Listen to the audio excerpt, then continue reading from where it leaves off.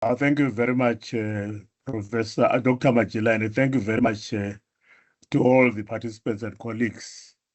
Today, I am supposed to talk about simple and complex mixed method research designs, but I am not going to go deep into complex mixed method research designs. But I will take you through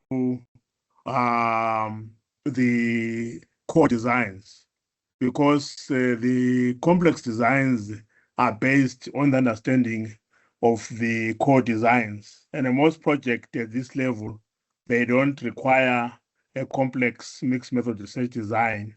It really requires a simple mixed method research design. So I'll just give you some introductory remarks to complex mixed method research design so that you are just aware of them. But for small projects like our M&D projects, we really need the core mixed method research design. So the aim really is to enhance your skills and your research journey by sharing with you integrated research approaches. So mixed method research designs should be regarded as integrated research approaches. And before we delve or before we get into our workshop presentation, we need actually to discuss my own positionality. I believe in co-creating knowledge, but it's unfortunate that the platform that we use does not really allow us to see each other face to face. But however, it does allow us to interact through the question and answer session. And what I always say is that we are co-creating knowledge, and therefore, in co-creating knowledge, a bird does not sing because it is an answer. It sings because it is a song. So in this workshop, we are all birds, and we are trying to sing our songs. And I am going to project my own song, and I'll see whether you want to join that song and form a chorus of mixed method research design. I'll briefly trace my methodological journey for you to understand how I became a mixed method researcher, and I will probably briefly look at the differences between MMR and multi-methods. And then I'm going to talk a bit about methodological transparency, and then I will underscore the role of integration in MMR studies, and then maybe identify basic and complex MMR approaches, and also cover the need for data integration in MMR, and briefly look at sampling and data analysis techniques in MMR, and to encourage you to think about MMR and research. So you can see that my journey or my methodological journey started in 2005, and it went through and it started to solidify towards mixed method research in 2009. But don't worry about reading all these things before 2020. I think from 2015 onwards, when even mixed method research was consolidating itself as a legitimate research methodology. I also wrote something there with a colleague in 2015. And then from 2015 onwards, I never looked back. And in 2022, I wrote actually 3 articles on mixed method research, and you can actually read them if you want. So as Dr. Majila said, you are really in safe hands. So let's see how safe you are. So I think you are aware that generally speaking, we have 3 methodologies to choose from when we are doing scientific research, namely quantitative, qualitative, and a mixed method research.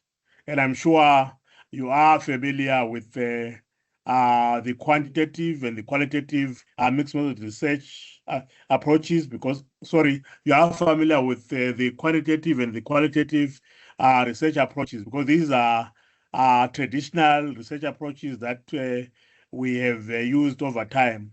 And most researchers are familiar with them, and you have had actually workshops on them. But today we are looking at mixed method research, which combines both qualitative and qualitative research.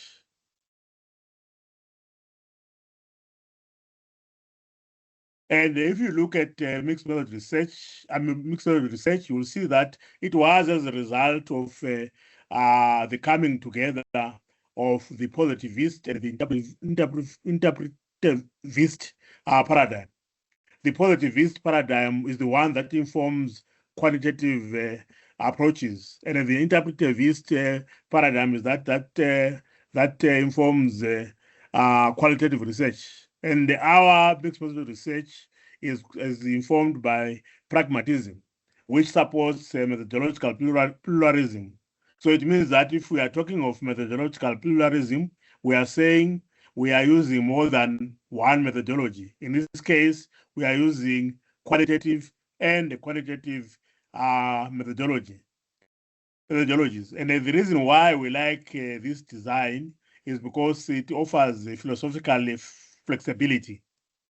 You don't stay in the positivist corner or in the interpretivist corner.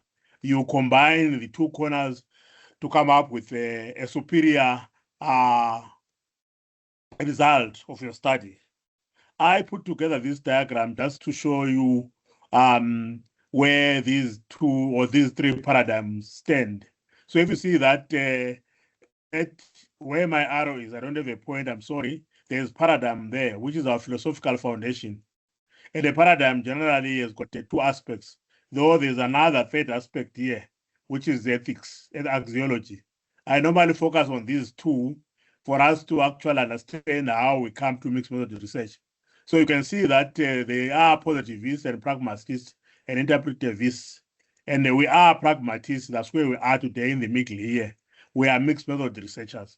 So if you get time, you can actually use this diagram to kind of structure your discussion of your methodology section when you come to discuss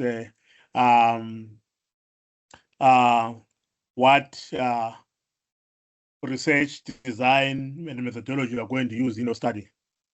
So I'm not going to dwell on that. But then we need actually to briefly look at why we are where we are today. But we know that the use of multi-methods is not new, which can be traced back to 1959 when people started to think about the concept of multi-traits. That is when one is looking at a psychological construct, for example, you must look at it from multi-methods rather than from one point of view. And this multi-method or multi-trait approach was the forerunner of triangulation. And triangulation was the forerunner of mixed method research. Triangulation came about when qualitative researchers were trying to justify the reliability of their research. And then they argued that as compared to, or in contrast to quantitative researchers who establish their reliability through validity and other tools, they established their reliability through triangulation, which meant that they used more than one research method to conduct their research. In other words, when they were triangulating methods, they would use interviews and observation. That's more than two. So triangulation does not mean three as in mathematics. Triangulation is from navigational science, where you are navigating, where you can put a beacon. So you use all the angles or many angles in order to establish the exact place of the beacon. So the qualitative researchers are saying we use many angles in order to understand the phenomenon.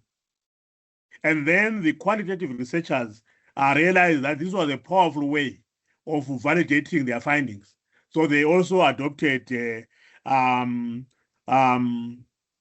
triangulation. So the adoption of triangulation by quantitative researchers led them to respect the qualitative researchers. And it was, and a mixed method research was born out of the respect of both philosophical position by the quantitative and the qualitative researchers. When we are looking at social sciences, in education, Green, Carasel, and Graham, and Creswell, they occupy a special place in the development of mixed method research. And then you discover that my presentation is oriented towards Green, Carasel, Graham, and Creswell. The way developments from 1989 to now where we are today. And those developments, we are going to touch on them from time to time.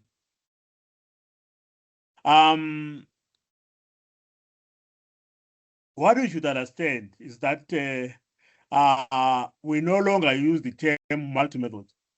We now use mixed method research. That is about from 2010 onwards, because multi-methods don't emphasize on integration, whereas mixed method research design emphasizes on integration. So it is not simple collecting two types of data. It is actually integrating those two types of data in order to have a superior outcome.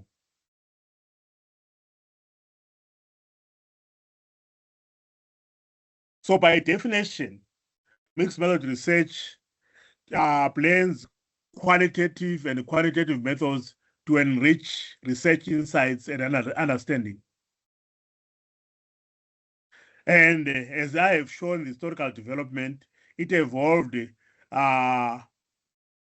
from the qualitative and the quantitative researchers are respecting their position about the theories of knowledge, about their epistemology, about their ontology, and from the fact that they realize that each of their methodologies had limitations.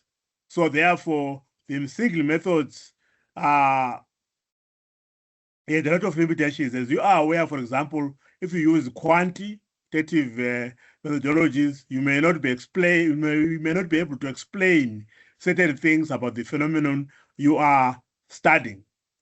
And when you are using qualitative research, for example, you may not be able to generalize your results to a bigger population. And you may not be able even to validate the theory that you have developed using qualitative research. So these two research approaches saw that they needed each other. The other one explores, and the other one confirms. So the power of exploring and confirming was realized by the researchers at that time. And then they started to embrace mixed method research designs. And I think it is the reason why you are sitting here in this workshop today is that you have seen the power of mixed method research design in that you are able to explore and confirm your phenomenon that you'd be interested in. As you can see from our slide, therefore, mixed method research supports validation, data complementarity, and exploring complex phenomenon. You want to look at the phenomenon, maybe you want to do a cross-section survey, but you want to know why things are happening the way they are happening. And therefore, you want now to do an exploratory phase, which is the qualitative phase, which makes your study a mixed method design.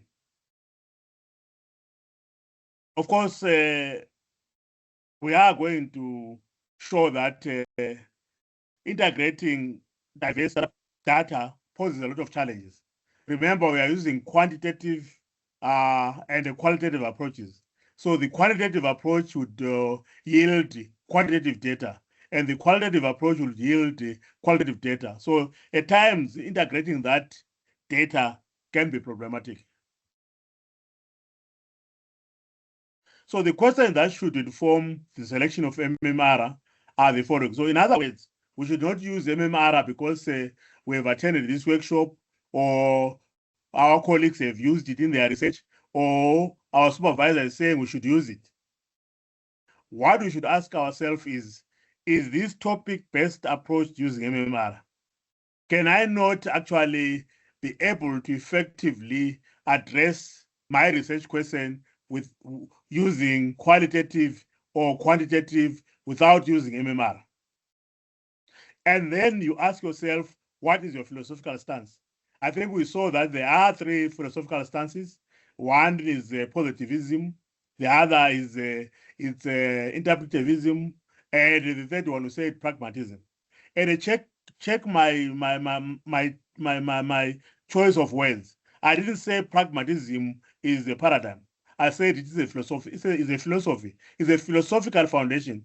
More often than not, I've read in many projects where people say that pragmatism is a paradigm. And indeed, Creswell and Creswell are the one that might have reinforced that misleading assumption, because pragmatism is not a paradigm. Pragmatism, as we saw, is an epistemology. So the ontology of a pluralist is pragmatism. So those are so pragmatism is actually an epistemology. It's not a paradigm. Hence my reference to it as a philosophy. So the question, therefore, when we are using MMR, you are saying, what is your philosophical stance? You can't be an interpretivist and say you are doing mixed method research. You can't be a positivist and say you are doing mixed method research. I think I have addressed the next place that you are saying is choosing either the quantitative or qualitative approach not sufficient to address the research problem. And then, is the research problem suitable for MMR, which actually links to the first bullet. And the question is, why are you using MMR? You must justify, because traditionally we know that we can do research using quantitative and qualitative approaches. But now, why now are you departing from that? What is it that you have seen in MMR that is not there in our traditional approaches? And the other most important thing is, at what stage are you going to mix? Does your title, for example, or your problem statement, for example, show that you are going to be using MMR? Or your methodology, does it show from the beginning that MMR is going to be intentionally used in that project? And does your research question address both qualitative and quantitative data? That is very important, because you cannot have a research question that is quantitative in approach or qualitative in approach, and then you say, I'm going to use MMR. And it is very important to specify the MMR design that we are going to use. This is why we are trying to understand the core and the complex mixed method research design in this aspect. And you also have to answer the question is, what quantitative and qualitative data are you going to be collected, and from whom? And then what are the strategies of ensuring the quality of your qualitative and quantitative data? I here give you an example of one of the sources that I referred to there, but it's not 2014, it's 2015. I will correct this before I send the slides through to Dr. Majila. So there are a number of designs in a mixed method research methodology for research design methods. The major core designs are either implemented concurrently, that is almost at the same time, or sequentially. Concurrently or sequentially. where you are doing the convergent parallel design, you collect qualitative and quantitative data almost at the same time, and then integrate the data sets during analysis in order to compare the results for convergence, for divergence, and etc. So this design allows comprehensive understanding through parallel data. And this design is normally, it is very popular with the quantitative researchers. So as a quantitative researcher, you must be very careful when you are using this design, not to make qualitative approaches to be at the peripheral or to be subservient to the quantitative approach. In other words, there should be an attempt to strike a balance between the qualitative and the quantitative approach. One of the criticisms of this design is that many people that use this design, they tend to lean towards quantitative data. And therefore, quantitative approaches are more dominant than qualitative approaches. So now, as researchers, we should say, even if you may be having a quantitative orientation, don't collect qualitative data just to tick the boxes. There must be an attempt to actually balance between qualitative and quantitative data, because you are integrating these two data sets and you are saying you are mixing. So it's just like saying you are going to take a teaspoon of water and 2 kgs of flour, and then so you are mixing. At the end of the day, when you refine that mixture, the water won't be visible. You won't even have any mixture. You'll still have flour. So when we are mixing, must really mix. And then the other two core designs are the explanatory sequential design and the exploratory sequential design. This is that phase after phase. You do one phase, and then the first phase informs the next phase. In the explanatory, for example, you collect quantitative data, and then to explain significant results, maybe, or outliers, or contradictory results, you now carry out a qualitative phase to interview people, to observe people, to ask them why maybe they are different from others. Then that would be your explanatory sequential design. The explanatory design, normally this one is used when you are investigating an area where people have not conducted much research. So little is known about the area that you are researching. Very little has been done in that area that you are researching, to the extent that there are few variables, or there are few constructs, there are few concepts that you can measure using quantitative methods, for example. So you therefore embark on an exploratory phase, which is qualitative, to try and establish the variables that you are going to operationalize, and the variables that you can use to generalize the qualitative results to a larger population. Normally, this design is used to design a quantitative questionnaire. So it is called, actually, some people call it questionnaire development design. So that is the main reason why this design is used. But there are other reasons, as we are going to see as we proceed. So here again, I have a diagram of how I conceptualize this mixed method research methodological landscape. As you can see here, the ontology comes very clear: pluralism. The epistemology becomes very clear: is pragmatism.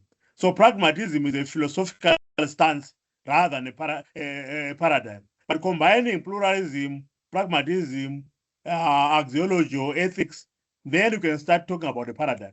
But talking of pragmatism as a paradigm is to use the term very loosely. So as we agreed in our introductory remarks, mixed method research is based on pragmatism. And we said that there are two arms or two pillars of mixed method research design. Pillar one are core or simple. And the core, we said that they are conducted sequentially or concurrently or in parallel. And we say that the complex ones or the second pillar are experiments or interventions. Experiments or interventions are the ones that are called embedded. I just deliberately skipped those so that you will understand it from this next slide. So these experimental or intervention trials, most of them, they are embedded. So you have, for example, a quantitative approach being dominant here, and then you embed a qualitative approach in order to explain your experimental results or outcomes. Then we have your transformative and multi-stage. This one is simple to implement if you understand the reasoning behind it, because it leans towards the core. But what you should understand is that here, the core experiment quantitative approach is dominant than the other approach. That's why it is called embedded. You embed it into another. And the sampling techniques, I have actually outlined them here, and I'm going to outline them again. They are identical, parallel, nested, and etc. And in all these designs, we can use interviews, questionnaires, tests, observation methods, depending on whether you are exploratory, whether you're explanatory. For example, if you are exploratory, obviously you're going to start with interviews. If you are explanatory, obviously you're going to start either with the questionnaires or with questionnaires, with questionnaires or tests. If it is concurrent, it means that interviews, questionnaires, and all this done almost at the same time.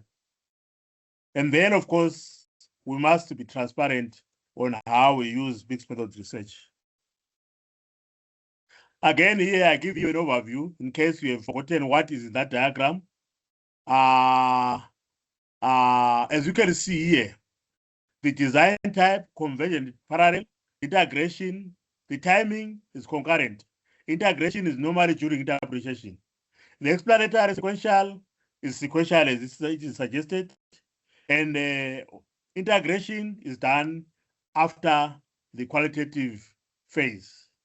And the exploratory sequential, again, the timing is sequential, and after the quantitative phase, we integrate our results. In the embedded ones, integration is throughout the study. In the multi-phase or transformative one, the integration is across phases. And you can see that, therefore, if you go to the embedded one and the multi-phase one is a bit complex. That's where the complex design starts. So we've got basically 3 core and basically 3 or 2, depending on where you want to stand. We've got basically 3 complex design or hybrid designs. It is a requirement that when you use a mixed method research design, you must include the diagram of the design that you are going to use. And I think you can see that here, I started off with the sequential exploratory MMR. So here,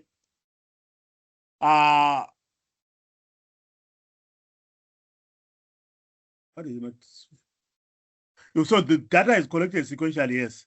As you can see in the first cycle there, quantitative data is collected and then it is analyzed. And you can see there on that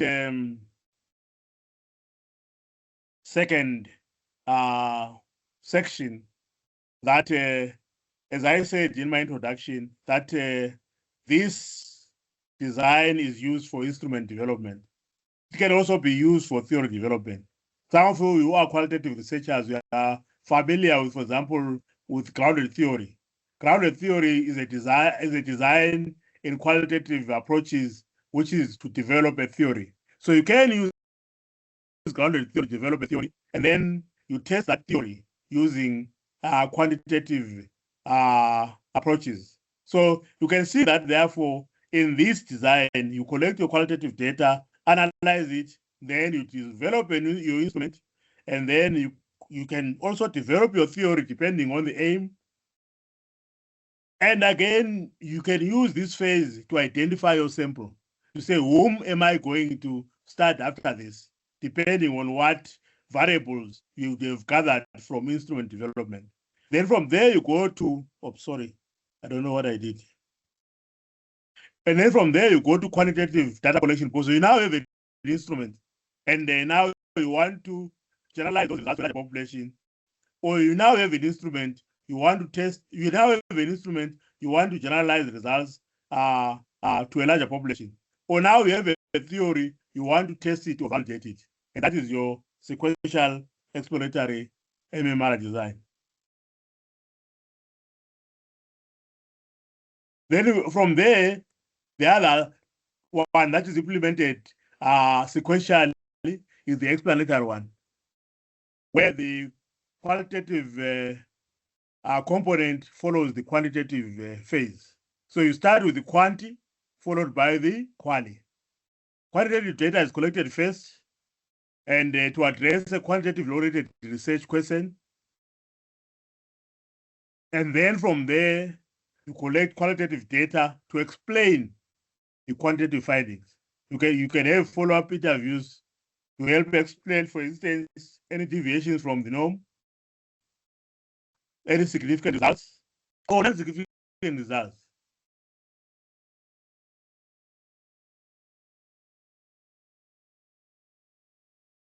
I think the challenge here of using the experimental approach is the extended time required for completion. Remember, collecting quantitative data can take a very long time. So it is very difficult at times to specify the qualitative phase because of that limitation. Whereas with the exploratory one, you can actually determine the length of interviews, the number of interviews, though at times also it may be difficult to determine the point of saturation. So there are challenges one way or another. I did talk about the convergent, and I told you that this is one of the most popular designs, especially with the quantitative-oriented researchers. As you can see, we collect data concurrently or at the same time. I know you are going to ask me, if you are one researcher, how do you do that? And there are emerging controversies to whether or not this is really a convergent or it is still a sequential. Because if you are one, how do you administer a questionnaire and at the same time collect qualitative data? Unless you are saying that you are administering the questionnaire to the same people that you are collecting qualitative data. And then how then do you get that divergency if you are going to use the same people? You remember that after we've collected data, we try to find out if there are any differences, if there's convergence, if there's collaboration, if there's a correspondence, and etc. and etc. The complex designs, I've already alluded to them, and I said it is advisable to understand the core simple MMR design and the reasons for choosing them before venturing into complex applications. I was listening to a presentation yesterday, but I didn't have the opportunity to make a contribution. I was really disturbed to see that the presenter claimed to have used a simple mixed method research design, but went on to use the embedded design. And the embedded design is complex. So this is why I'm saying it is important to understand the core before you go to the complex. And at the same time, we must be aware that the advanced designs, they are based on the core designs. The starting point is the core design, and then you go to the advanced. And as I said in my introduction, this is for larger projects. So as I said, the embedded design, which is normally experimental, or some people call it interventionist, you find that the design is embedded into the primary research transition. As I told you, for example, the qualitative approach is embedded in the quantitative approach. In other words, the quantitative approach will be the experiment, and then the qualitative approach is embedded into the experiment. You are trying to explain certain things in that experimental environment without necessarily giving a balanced treatment of qualitative traditions. So the qualitative strand therefore becomes embedded into the quantitative, basically a time to provide personal and contextual information, and at times why intervention activities failed or succeeded. Then you use qualitative, you ask people questions in order to establish why was the intervention a failure or a success. I don't know how much time I have, but I'll try to move a bit faster so that I go to.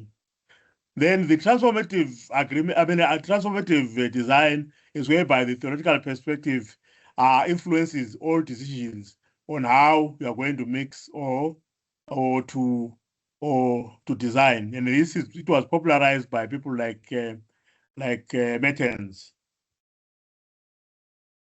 So the strengths and challenges of MMR, I think we need to understand that one of these strengths is that it provides understanding by combining quantitative and qualitative approaches. And we have increased the research validity because of triangulating multiple sources. And we've actually agreed that complex designs can be challenging to an M&D students because it requires multiple expertise, and it also requires a lot of time. And to succeed to deal with these challenges, you need of course to collaborate with your supervisor. You need to read widely. You need to go on and on. I'm going to skip that.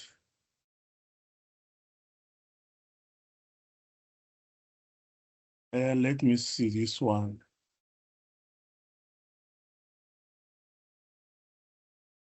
Yeah, I want this one. Don't worry about the voice of the wilderness. When you get the slides, you're going to see what I'm talking about there. But because here I want to be as practical as possible, rather to be very philosophical. Here's an example which you can find, for example, in people in the management of the environment and other things. I'm sure you understand the quality of harvested water. And basically, when you are harvesting water, you are actually saying when the water is, the rain is falling, you find means of actually making sure that that water does not get washed away in the ground. You actually make sure that the water is collected in a tank or in a pond and so forth. So here, we want to develop questions addressing different aspects of the same phenomenon. So in this case, we are going to have two complementary questions. One question is, how do laboratory findings on water quality align or conflict with community perceptions of water strategies, water safety, sorry. So here we've got the laboratory, here we have the community. So here we have the laboratory that is quantitative, and here we have got the community's perceptions that is qualitative. So if I have such a research question, it means that I'm going to carry out a laboratory inquiry, and then at the same time, after carrying out my laboratory inquiry, I'm going to find out whether the perceptions of safety, according to the standards that we know of water, are they aligned to the, or are they in conflict with the community's perception of water? So the qualitative question will measure relationships, and the qualitative question will explore meanings and experience. And then, of course, that will be your qualitative question. I have a more nuanced example. So when you get these slides around assessing the quality, there are quantitative questions and there are qualitative questions. For example, if you want to look at the microbial and chemical quality of harvested water, you go to the laboratory and you compare laboratory results. And this is purely quantitative. You cannot use qualitative strategies to determine the chemical quality of water.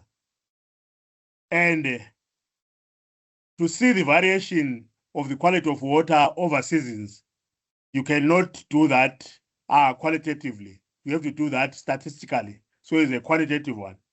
And then to determine how rural households perceive the safety and reliability of these water sources, you can't go to the laboratory for that. So you have to go to the people for interviews, focus groups, and etc. So this is an example of how you can formulate or how you can design a mixed method research to determine the quality of harvested water.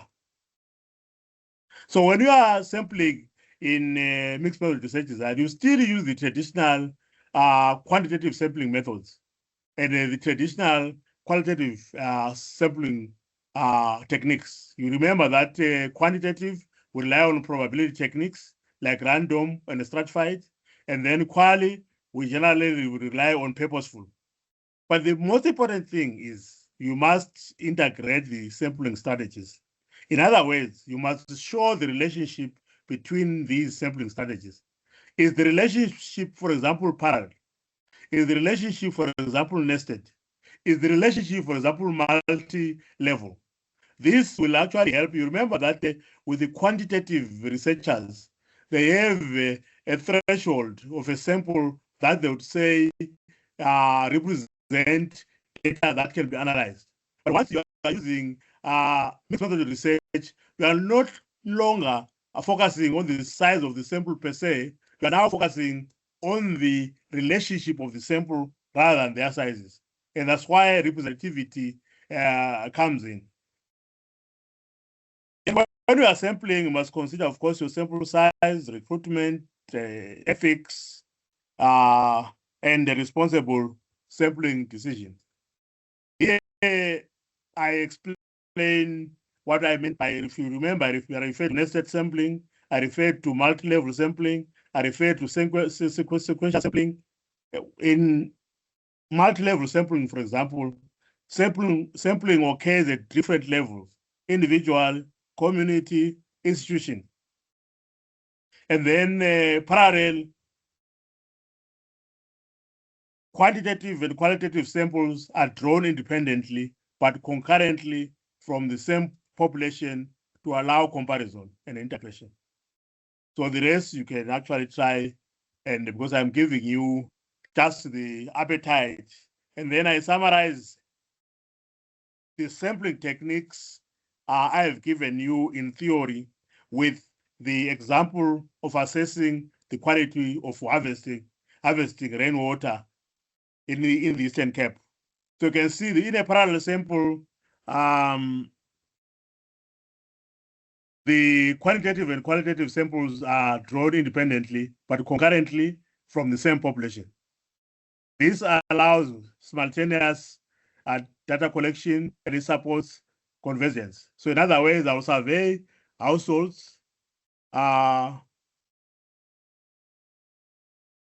water quality perceptions and interview community leaders for the qualitative component of my study. So that is parallel sampling. So you can read this and try to apply it to your studies. So if you have challenges about which sampling technique to use, you just come to this slide and then you look at the explanation. Then you just link, for example, if it is sequential, one sample informs the next. This enables deeper understanding by following up on initial findings. So after testing rainwater quality from selected households then I go to those households that have got poor results for the water quality. Those are the ones that I'm going to interview. So that is an explanatory mixed method research design. So you can use this table or this example to inform whatever sample size or whatever sampling strategy you are trying to come out with. I think we have said a lot about the data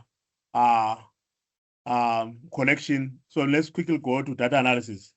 Depending on what you are using at UNISA, we use data analysis tools like SPSS, SAS, Excel. These are supported by UNISA. I'm not yet sure whether we're going to have a license for MaxDA. This MaxDA actually is good because it supports the analysis of both qualitative and quantitative data.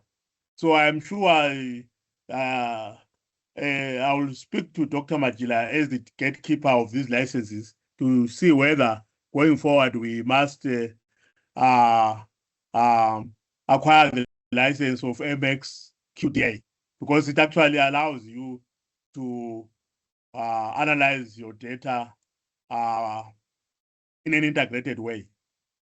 And then, of course, qualitative data, the thematic coding that you are aware of, and the UNISA supports Atlas TI. Then when you are integrating, you must actually be familiar with joint displays, narrative weaving, and data transformation methods. I think data transformation is the easiest, whereby you transform your numerical data, maybe even into graphics. And when you have joint displays, you are saying you have quantitative data juxtaposed with the qualitative data. So again, you can have an infographic to transform that data to be more understandable. And you should always ensure methodological rigor. And as we agreed, integration is the core principle in mixed method research design. There are varying views about at what level one should integrate this data. The source I quote there believes that integration must be done at all the three levels: the design level, the methods level, and the interpretation level. But we saw that in our discussion, we did say that it may be possible that integration can be done at the point where you have collected both your qualitative and quantitative data. But the FETAs and others, they feel that you should integrate at the level of design, whereby you specify the design, and you must integrate at the methods level, whereby you show whether the qualitative data is building. Whereby you show, for example, that the quantitative data is building on the qualitative data. You remember, when you are building, you are using the exploratory sequential. You collect your qualitative data, and we said that after collecting your qualitative data, you build on the qualitative data in order to administer a questionnaire to conduct a quantitative phase. And then interpretation and reporting level, I think most of the integration that we have seen thus far, they almost happen here.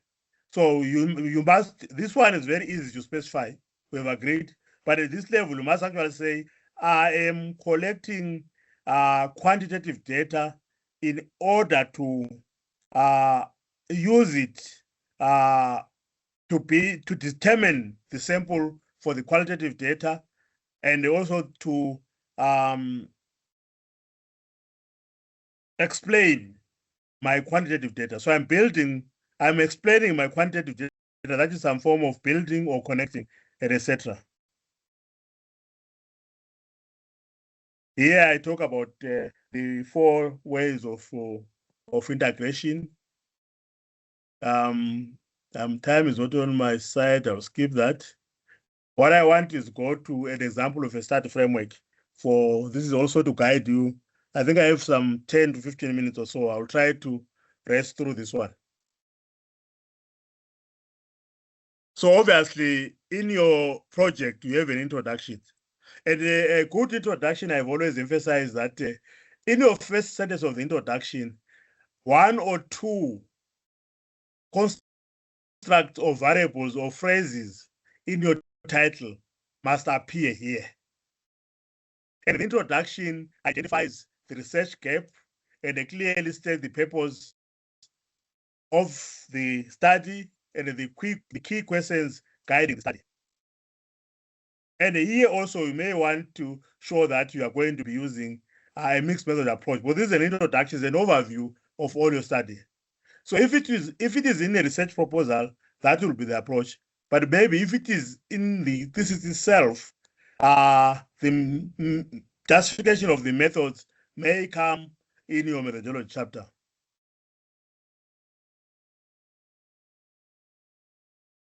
And then now you go to your methodology. I won't talk about the review of the literature because that's not my brief, but my brief is to talk about methodology. So the methodology section, you must actually now state that your study uses one of the designs that we have described, that is convergent, explanatory, or exploratory sequential, to combine data types. And then in the same chapter, you must actually show us how qualitative and quantitative data complement each other to address research questions. Don't just say, I need a comprehensive view. This is why I'm using MMR. You must actually tell us how the two data types complement each other in order to get that comprehensive picture that you, or comprehensive picture that you claim to be purporting to get. And as I said above, you need visual diagrams to illustrate how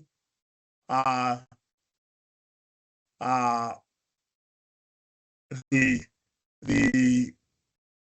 data sets are going to be integrated. In other words, we need a diagram of your design. That's what it means by visual diagram. So this is a must when you are doing mixed method research design. And then obviously, now we go to participants and the sampling strategies overview. So we agreed that we use both qualitative and quantitative sampling designs. And we have agreed that what is important, therefore, is to show the relationship between these samples. Of course, you'll have your description of your population, your recruitment procedures, and ethical considerations. And some of you will be aware that applying for ethical clearance at times can take a bit of a time. So you must invest a lot of time on applying for ethical clearance, and you must actually be aware of the ethical responsibilities that your research that are going to be influencing your research. And your guiding principle is the UNISA's research ethics policy. Data collection, I think you will involve instruments like interviews for qualitative data and questionnaires for surveys when you are doing quantitative data collection. And there are other quantitative data collection tools that I didn't mention here. And you should actually clearly tell us the timing. Is the timing concurrently? Is the timing sequentially? And which data collection, which